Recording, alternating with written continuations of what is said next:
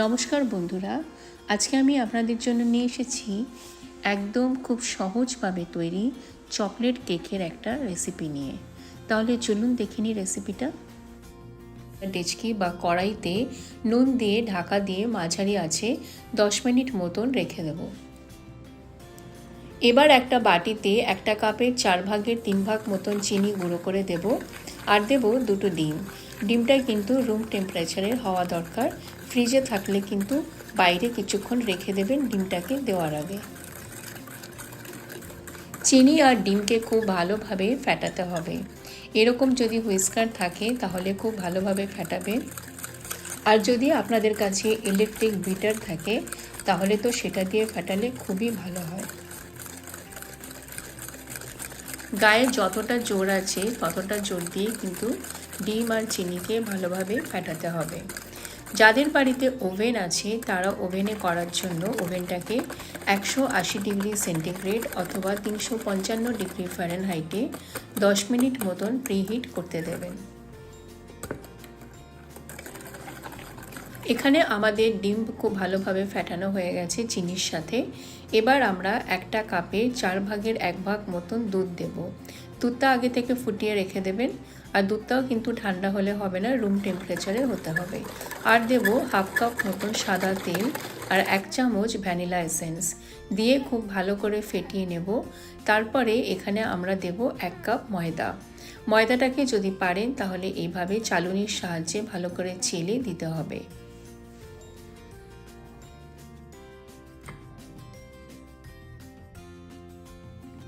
ময়দার পরে আমরা এবারে 1 কাপের 4 ভাগের 1 ভাগ মতন আমরা কোকো পাউডার দিয়ে দেব। ময়দা আর কোকো পাউডার দুটো মিশিয়ে তাহলে আমাদের 1 কাপই হচ্ছে। এবারে আমরা দেব 1 চামচ বেকিং পাউডার। বেকিং পাউডার দেওয়ার পরে আমরা সব কিছুকে একসাথে খুব ভালোভাবে মিশিয়ে নেব। মনে রাখতে হবে যখন আপনারা লিকুইড যে ব্যাটারটা তৈরি করছেন তার মধ্যে যখন ময়দা বা ড্রাই ইনগ্রিডিয়েন্টসগুলো দিচ্ছেন, তারপরে যখন ব্যাটারটা তৈরি করবেন তখন কিন্তু খুব আস্তে আস্তে করতে হবে। এই সময় কিন্তু একদম তাড়াহুড়ো বা জোরের সাথে করলে হবে না, খুব আস্তে আস্তে সব কিছুকে এরকমভাবে মেশাতে হবে যতক্ষণ না পর্যন্ত আমরা একটা স্মুথ কেকের ব্যাটার পাচ্ছি।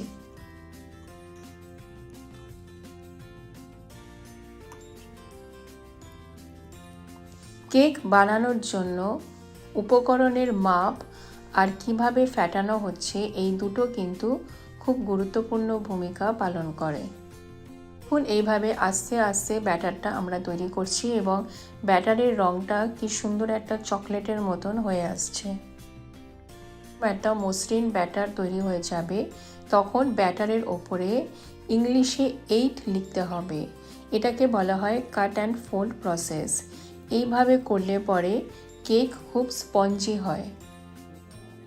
এবার একটা কেক টিনে একটুখানি বাটার খুব ভালো করে লাগিয়ে নিতে হবে। যদি কেক টিন না থাকে তাহলে আপনারা যে কোনো অ্যালুমিনিয়ামের পাত্রে অথবা যদি স্টিলের যে বেসটা মোটা হয় এরকম পাত্রে মাখন লাগিয়েও কেকটাকে তৈরি করে নিতে পারেন। যদি আপনারা এর থেকে বেশি পরিমাণ উপাদান দিয়ে কেক তৈরি করেন তাহলে কিন্তু কেকের টিনটা এর থেকে বড় নিতে হবে। এবারে আমরা কেকের যে ব্যাটারটা বানিয়েছি সেটা এইভাবে ওপর থেকে দিয়ে দেব। পুরো ব্যাটারটা দেওয়ার পরে আমরা খুব ভালো করে এই কেক প্যানটাকে ভালো করে নাড়াবো বা ট্যাপ করে নেব, যাতে ভেতরে যদি কোনো এয়ার আটকে থাকে বা হাওয়া থাকে সেটা বেরিয়ে যায়। এখানে আমি 1 কাপের 4 ভাগের 3 ভাগ ময়দা দিয়েছি আর 4 ভাগের 1 ভাগ দিয়েছি কোকো পাউডার। দুটো মিশিয়ে কিন্তু 1 কাপ হয়ে যাচ্ছে। এই পরিমাণটাই আমি চেষ্টা করি সব রকম কেকে রাখার। 1 কাপ ময়দা, 1 কাপের 4 ভাগের 3 ভাগ চিনি, 1/2 কাপ মতন দুধ, 1 কাপের 4 ভাগের 1 ভাগ মতন সাদা তেল, 1 চামচ বেকিং পাউডার আর 2টো ডিম। এবারে আমাদের কেকের ব্যাটারটা আমরা কেক টিনে দিয়ে দিয়েছি। দেওয়ার পরে ভালো করে ট্যাপও করে নিয়েছি। এবার আমরা যে সসপ্যান বা কড়াইটা রেখেছিলাম সেটার ঢাকনা খুলে দিয়ে এই টিনটাকে ওখানে রেখে দেবো এবং 25 থেকে 30 মিনিট মতন বেক করব। যদি ওই ঢাকনার মধ্যে কোনো রকম ফুটো থাকে তাহলে সেটাকে একটা লবঙ্গ ঢুকিয়ে দেবেন, তাহলে কিন্তু ফুটোটা বন্ধ হয়ে যাবে। 25 থেকে 30 মিনিট যে আমরা বেক করব, এর মধ্যে কিন্তু একবারও ঢাকনাটা খোলা চলবে না। আপনারা ওপর থেকে দেখতেই পারবেন যে হয়েছে কিনা। এমনিতে কেক প্রথম 15 মিনিটেই কিন্তু ফুলে যায়, কিন্তু ভেতরটা কাঁচা থাকে, তাই জন্য আমাদের 25 থেকে 30 মিনিট মতন অপেক্ষা করতে হবে। 25 মিনিট পরে আমরা ওপরের ঢাকনাটা খুলে একটা টুথপিক ভেতরে ঢুকিয়ে দেব এবং দেখব যে টুথপিকের মধ্যে কোনো রকম ব্যাটার কিছু লেগে আছে কিনা। যদি লেগে থাকে তাহলে আরও 4 থেকে 5 মিনিট মতন বেক করব, আর যদি লেগে না থাকে তাহলে কেক প্যানটাকে আমরা এই গরম সসপ্যান থেকে বাইরে বার করে দেব। সসপ্যান থেকে বার করার পরে আমাদের 10 মিনিট কেকটাকে এইভাবেই রাখতে হবে। সঙ্গে সঙ্গে কিন্তু আপনারা মোল থেকে বার করার চেষ্টা করবেন না, কিছুক্ষণ ঠান্ডা হতে দিতে হবে। 10 মিনিট পরে তারপরে একটা থালার ওপরে আমরা কেকটাকে বার করে এইভাবে স্লাইস করে কেটে পরিবেশন করব। আজকের মতন আসি, আরও একটি নতুন রেসিপি নিয়ে খুব শিগগির দেখা হবে আপনাদের সাথে। নমস্কার।